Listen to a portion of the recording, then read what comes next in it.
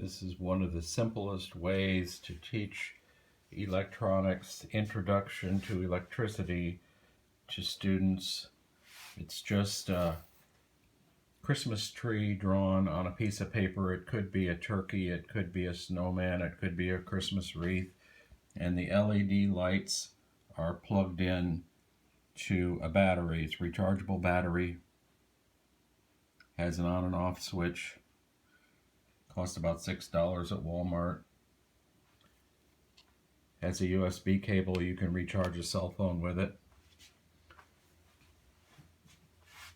Each light bulb has a resistor soldered onto it, so you can talk about what a resistor is.